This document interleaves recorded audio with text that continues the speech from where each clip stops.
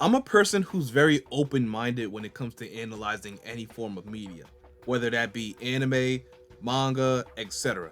This is most likely going to be one of my more controversial uploads, but at the same time, that's okay, because that's what's going to make this video unique. And I'm going to stick to my beliefs through the positive or negative opinions on this video.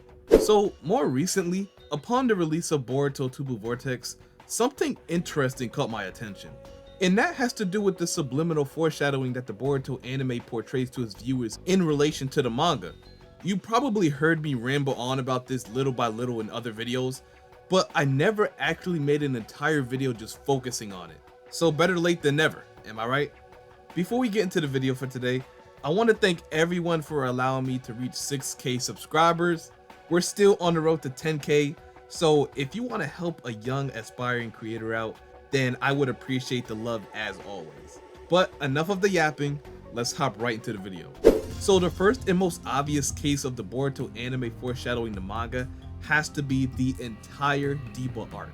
This is one that nobody probably seen coming, but thinking more on this, the similarities are definitely there, and they're very glaring. Deepa was introduced to the anime as an additional member of the core organization.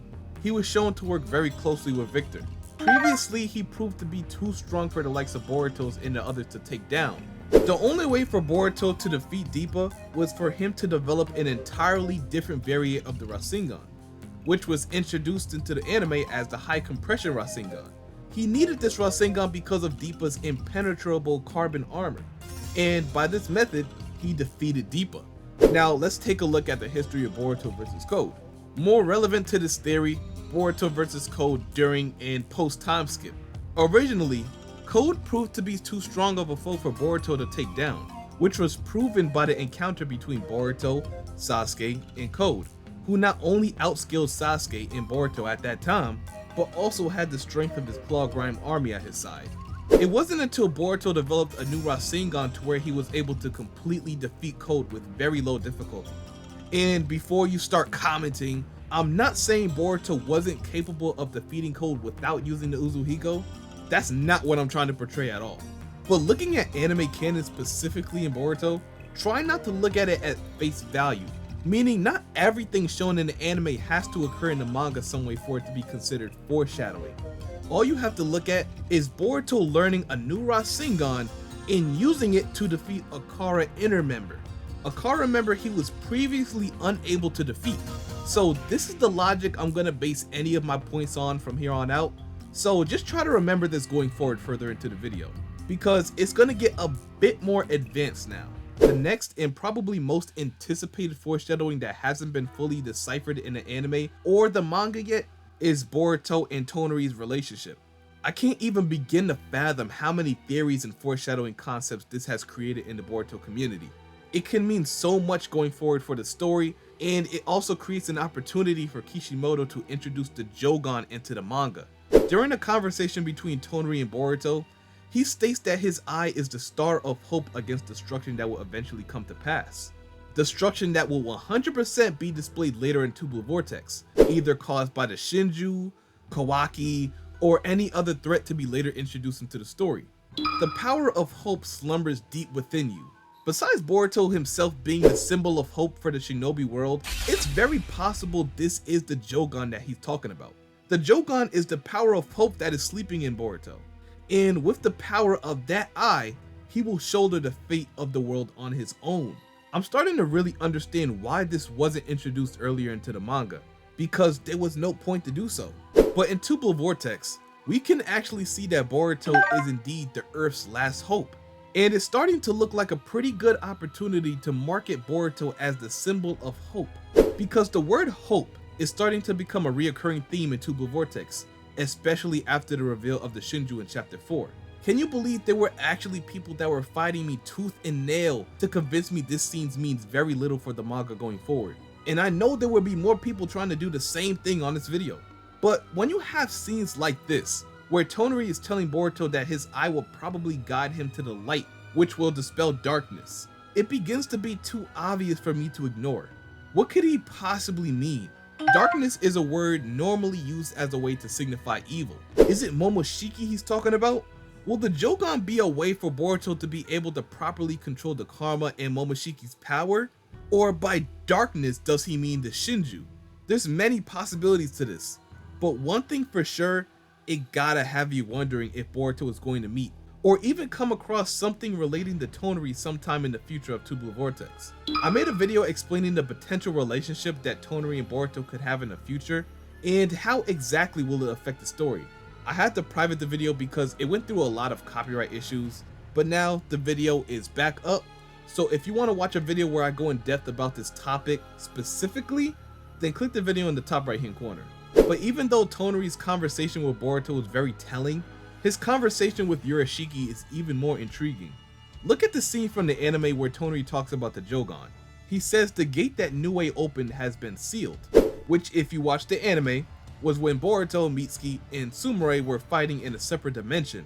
Toneri literally states the JOUGAN's turn won't be coming for a while. Now how long is a while? We have no idea. It could be any time during Tubular Vortex honestly. But judging from this scene, it's definitely starting to look like Sumire will be a very important factor moving forward into the story. So Kishimoto implementing Sumire into one of the main character roles makes way more sense now. In time, the gods will descend upon this land. Now what could this mean? Did this just expose the potential Shibai appearance? Or by gods was he talking about Momoshiki, Kinshiki, or even Ishiki invading Earth? We learned through this scene that Toneri holds no ill will towards Earth. In fact, he now wishes to protect Earth, which includes, from what Urashiki said, doing something to that woman's son. That woman's son is of course Hinata from when he kidnapped her during Naruto the last movie. So this definitely will come up in discussion again some point down the road. It's already set up for it to be introduced into the anime. And in the manga, it can also be introduced at any time without changing the story too drastically. Foreshadowing can even be as subtle as Himawari getting kidnapped in one of the Boruto openings, but end up being saved by her friends. If you think about it, it definitely mirrors similar events that are occurring in the story right now, especially since JURA is after her and tried to kidnap her because of the Nine Tails inside of her. But while we're on the topic of Himawari, it's pretty widely known that her relationship with the tailed beast was foreshadowed long before it was revealed, in the anime and in the manga. So of course the first instance of this was during the Urashiki arc. Shukaku stayed with Naruto and the others to keep hidden from Urashiki. Through this, Himawari and Shukaku started bonding and forming a closer relationship. It never meant that she will be the Jinchuriki of Shukaku or anything, like some people thought. It symbolized her having a potential deep connection and relationship with the tailed beast, now in the form of Kurama. The anime does a pretty good job at giving us vague hints of potential manga material without exposing too much that could give away any future plot points and narratives. Something as vague as Boruto simply holding a Minato playing card could symbolize something in the future. Something that could only have been realized once the foreshadowed event comes to light. Even if you don't think every single scenario I'm discussing in this video is a form of foreshadowing, you have to admit, it's pretty obvious that it has been the intention to foreshadow certain manga events at certain points in the anime. My favorite foreshadow moment that could go over many people's heads has to be in opening 7 of the Boruto anime. Now this could very much give everyone the answer of many events that will happen, probably at the end of Tubular Vortex. So in this opening, you could see KAWAKI, and in the background the Hokage face is being destroyed or very heavily damaged, similar to how it was during the Boruto prologue fight scene between Boruto and KAWAKI. But what's interesting here is what happened at the end of the opening. As we see Boruto sitting in the destroyed rubble, KAWAKI appears in front of him, shined down with a beam of light. And it looked like maybe he was trying to console Boruto in some way. Because after that, the Hokage faces went back to how it was, perhaps symbolizing hope and prosperity for the future. Something like this not catching your eye as a viewer means you definitely need to start analyzing what you're watching more closely. You can even see the silhouette of Timeskip Boruto at the very end. If this is somehow connected to the future, then this could possibly be a foreshadow of exactly how Tubular Vortex ends. But remember what I said about taking these concepts at face value. If something like this does happen in the manga, don't expect it to be exactly how it was portrayed in the anime, because that's how you set yourself up for disappointment. All these hints are set up without context for a reason. And if you can connect the dots, then you'll start seeing exactly what the anime was trying to do with this. Maybe this opening and the Toneri situation is somehow connected. He called Boruto, more specifically Boruto's eye, the star of hope against destruction that will eventually come to pass. He's looked at as the symbol of hope for the future of the shinobi world. But how he brings about this hope can be anyhow. Was it the power of the JOUGAN that brought about this conclusion? Or was it something that Boruto did on his own?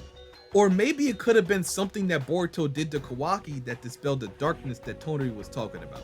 However you look at it, I'm pretty much convinced the possibility of Toneri's prophecies having an impact in the conclusion of the story is very, very high at this point. So now I want you to tell me, how do you think the foreshadowing of the Boruto anime was executed in relation to the manga? Do you think it was executed properly, or was there a better way they could have went about it? And by the way, I'm pretty sure there was a lot more examples of foreshadowing as it pertains to the anime. I just mentioned the ones that I myself has caught on to and was able to prove that it was relative or potentially relative to the manga.